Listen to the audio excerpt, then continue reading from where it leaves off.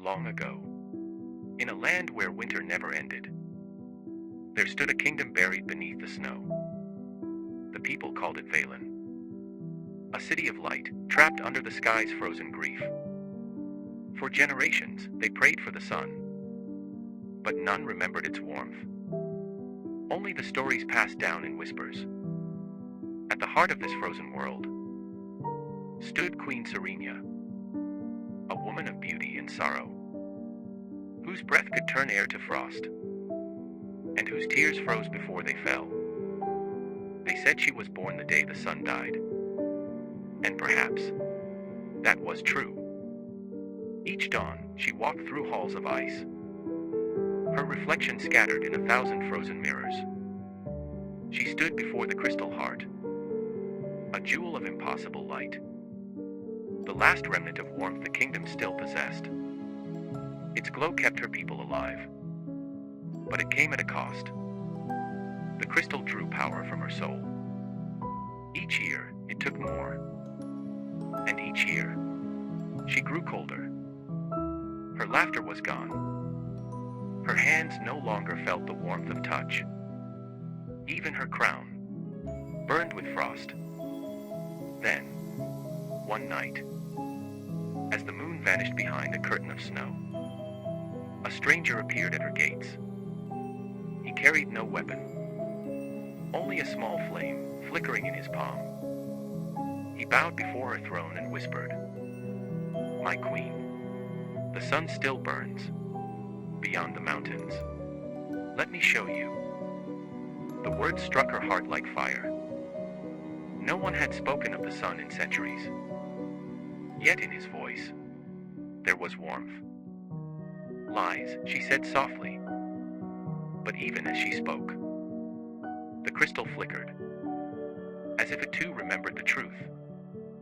Guided by the stranger's light, she left the palace, through the blizzard, through the silence of her sleeping kingdom, until they reached the glacier of souls.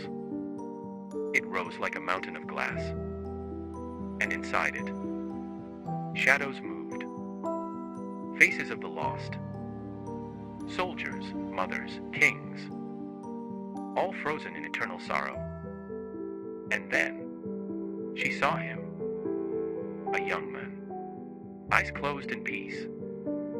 Her son, the prince she had lost to the storm years ago. Her voice broke. "Why show me this?" The stranger turned to her, and in his eyes, she saw the same sorrow, the same fire she had buried long ago. He was not alive, but neither was he gone. "I am what remains," he said. "The last warmth your heart remembers. Release us, mother. End this winter." She fell to her knees. The frost cracked beneath her hands. For the first time in years, she wept. Snow began to fall softly, as if the sky itself listened. She knew what she must do. If she shattered the crystal heart, the city would fall. Every soul would vanish with it, and she would fade into the snow. Yet, she smiled. For too long, she whispered, "We have mistaken survival for life." She raised her hand. The frost spread across her arm, her veins glowing white with light.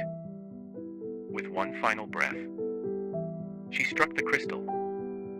The world erupted in brilliance. The ice screamed. The mountains trembled.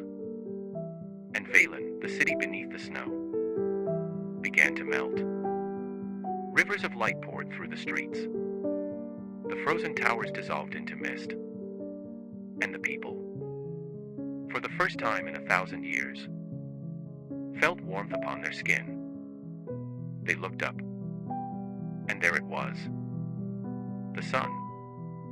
Its golden rays broke through the clouds, washing over the ruins of the kingdom. The snow turned to rain, the ice to water, the silence to song. When the light faded, the palace was gone. In its place, a single white flower bloomed. And if you stand upon that hill, where the flower grows, and listen closely, you can still hear her voice in the wind. Not a cry of sorrow, but a sigh of peace.